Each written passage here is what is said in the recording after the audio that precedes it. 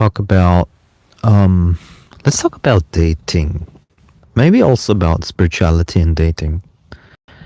So let's just start with the truth and the honest stuff. First of all, if I'm in Europe, no matter where, I get a few matches, but those matches are usually plus 40 years old. They're very uninteresting. Usually, even at that age, they have high expectations. Usually, there's a reason why they're single. I'm talking about women now.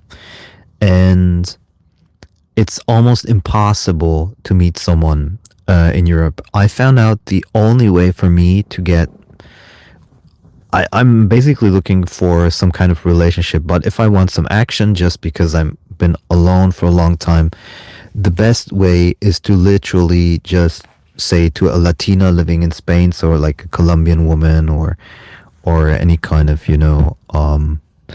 South American or Central American woman that is living in Spain, to be like, most of the time they don't have time anyway, and they lack money. So I'm like, okay, in Spain, I meet a Colombian woman. I'm like, okay, if I give you 200, 300 each time we meet, and we can be like friends with benefits, plus financial support, then usually they'll say yes, and they find me attractive anyway, and then I have my fun. But for a relationship, I got basically absolutely no chance in Europe. This is literally the situation that men like me face themselves with in Europe. There's absolutely zero chance of finding a woman through dating apps. Zero in Europe, and probably North America it's even worse. I don't know, but in Europe it doesn't matter where. Actually, it could be in Czech Republic, it could be in Germany, it could be in Spain, it could be in France. France, I found out, was actually one of the most difficult places for me to find a date, because the French women are very, very, very slow in a lot of ways, and it's exhausting, it is annoying, it doesn't make much sense. And I'm friends with Alejandra, who's a Mexican woman here in Spain. She's married here, and we became friends through YouTube. We both do ASMR, and we love our friendship. It's a fantastic friendship, and I notice how great of a woman she is as a Mexican woman, completely different than a Spanish woman in a lot of ways. And I think the essence here of what I want to say is that passport bros make so much sense. I cannot state how important this is to realize that there is a fear. There's a fear of moving outside of Europe, of making that big step and living somewhere else. But I'm telling you, if you don't want to be single until forever, or with half interested women that do not give you anything in the relationship that you really need or want emotionally, you just, Europe is just not gonna cut it. It's just not gonna happen. And that's the absolute truth. Unless you're the 1% or 2% of men that are just extremely interesting for women. And it's become absolutely insane. I tell this when I speak to my mother. I'm like, Mom, forget it. Like, for me, finding someone in Europe, just forget it. It's impossible. It's absolutely impossible. And I found out that when I met women from 20 to 35 years old in any kind of situation here in Europe, be it in a yoga center, retreat, or something, they were absolutely impossible. They don't even want a relationship, basically. Most women don't want a relationship nowadays, most modern women. They pretend they want one, maybe with the extreme good-looking guy who basically cheats on them, but they accept it because he's so good looking, or they just turn a blind eye. A lot of women do that also. They just pretend like, yeah, he's probably, like the French yoga teacher that fell in love with the guy in Bali who is a physiotherapist, very good looking Australian in Bali. I mean, the likelihood of him, and he's friends with a lot of women, the likelihood of him having intimacy with other women is almost 100%, but she accepts it basically because she's just focused on the good looks of him. She's very superficial anyway, but and that's another thing that I learned. Yoga teacher or yoga yogi or yogini has nothing to say about your spiritual capabilities, let's say, or growth. It's just basically a few asanas for most people, and that's it. There's no real deep growth for most people, and um, and so I feel that I put today. I saw a video about a German musician that's living in Bali. I saw this video today, and he has this beautiful house, and I was thinking Bali is actually, anytime I see the architecture in Bali, how people live there, and at least the tourists, I say to myself, well, this is very good looking architecture, and I love the countryside and all of this stuff, and you can even surf there if you want to, and all of this stuff. And then I was like, maybe Bali would be interesting for me more than Central America. And so I put my Tinder on Bali just to give it a try. And the amount of matches I received from local and international women in Bali just completely blew my mind, more than I was able to respond to. I'm not saying that everyone was interesting, but it was at least this kind of, I'm just going to say it this way. A 40-year-old Bali woman or a 30-year-old or a 25-year-old, they're all just as interesting and feminine and probably nice to talk to. In Spain, I had the feeling, or in France, because I'm traveling around a lot with van life, and everywhere where I was, I felt like I don't even want to talk to them. I don't even want to ask like stuff like they just seem tremendously uninteresting and boring. And not only that, but they don't really want you. Basically, it's like, and like for me to get a match in Europe, that where I would consider going out and be like, okay, this could lead somewhere, it's almost 0%. But when I tried this in Bali, I was like, wow, this is amazing. And some of these women look they have a good age for me. They seem super nice. They don't have tattoos. They seem very feminine. They have traditional values, all of these things. And then I was like, okay. So this is maybe an option, but my only problem right now is that I kind of fell in love with the van life and having my bike with me, the e-bike, and I just adore this lifestyle right now. And of course, if I go to Bali, I don't have that. I would have to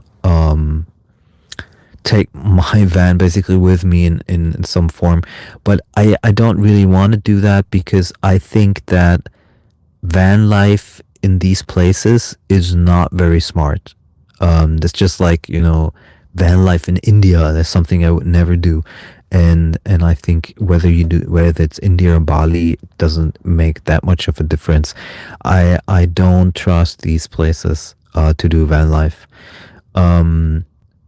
I think in Europe, I know Europe good enough, and I'm familiar with Europe enough that I know exactly where to go, how to go. I speak fluent Spanish. I know a little bit of Portuguese. I speak fluent French. So if I were in Italy, I speak fluent Italian. So I know people. I have an intuition on people and all of this stuff. So that's not such a big problem. But there I wouldn't do it. And so it would be basically a different lifestyle. So would I have to have a scooter? I would have to rent, a place, and it's just very, very different lifestyle. So I don't know what's gonna happen, which way I'm gonna go, but I'm planning to open a website the next days on creating like a retreat website and starting to promote this website and see where it's gonna lead me. I think that's a very good idea, and I think I'll put a lot of effort into that. and see where it goes. I think that's one of the smartest things I can do now. I listen to Mooji once or twice a day. The Mooji meditation, so it goes like half an hour each time. Sometimes I just listen 50 minutes, but it always does the trick in the sense like it it it makes me drop into realization, and that kind of almost like catapults me forwards in terms of like heart intuition, knowing where I should go next and all of these things. And um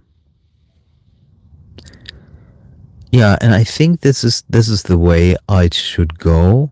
um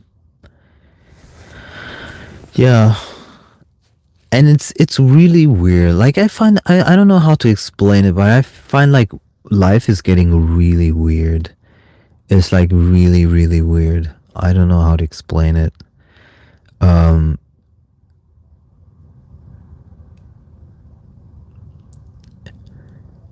it's almost like I feel alienated in some form. But I can also say, I have to be quite honest. I think s- it's been always like this a little bit, but now it get to an extreme. I don't know. It's very, very hard to say. I think my mistake, and I think this is a mistake, I think my mistake has been to be in Europe all this time. But the thing is, like, either you travel a lot. By traveling a lot, you will maybe see the differences. And if you don't do that, you can only intuit how it might be in a different place. But I think one of the biggest awakening moments in terms of dating was when I realized that I get all these matches in other countries, like Bali, Philippines, Central America, which I don't get in other places. And I think there's a big difference between getting a match in Bali, whether it's Thailand or Philippines. I think in Bali, I don't feel that the women are as desperate. So I don't think they do it for money or this. I don't even think they do it in the Philippines for that much. But I think in the Thailand, yes. And I think a little bit in Central America, yes, also. But it's hard to know. You have to literally. I would have to go to, say, Dominican Republic and have like 100 dates. I would have to go to Bali, have like 100 dates. I have to go to Philippines, do 100 dates, and just to see, where these girls are at, what they're thinking, how they're feeling. Not with any intention, not to have sex with them, just to see, where they're at, what's going on, like culturally, and what are they looking for, all of that stuff. And as an energy healer, I could basically feel what their intention is, what they want, even if they wouldn't tell the truth. So that's something that really. One guy in here in my comments said, "Why are you looking for someone?" It's super simple, because I say there's three energies. One is survival, which always exists. You cannot stop trying to survive. Just like Sadhguru says, hold your breath as long as you can, and you will see how strong your survival instinct is. The second is procreation. It's always there. You cannot shut it off. There's always a desire for procreation. And you shouldn't spiritually stigmatize yourself for that energy. And then there is consciousness, which is the space you are, that which you are, in which everything else happens. And while it is definitely the king's or the golden way is to awaken more and more and more and more, or just rest more and more in the self as the self, that is definitely the highest way and the most desired way. I think it's never totally irrelevant on enjoying life. Just like you want to enjoy the food that you eat, you don't want to eat food that you don't enjoy. The same thing is, you want to have a relationship. You don't want to have a relationship that you don't enjoy. Have no relationship. think it also depends like what people really enjoy. And I personally, I seriously, I enjoy relationships tremendously. Being together with women that I've been together with, I enjoyed it the moment I was with them tremendously. But what I enjoy the most is having a woman that is really a nice woman that I can count on. That is very uh, warm from the heart chakra and all of this stuff, and she's very giving and all of this stuff, like caring and all of that kind of stuff. So, and then that's very, very hard to find in Europe. Very, very hard to find. And the women who don't give it, they even think that's normal. It's like they think it's so normal to behave that way. It's very strange. So, yeah, I just wanted to share that little bit with you. And I'm slowly getting ready to go to sleep.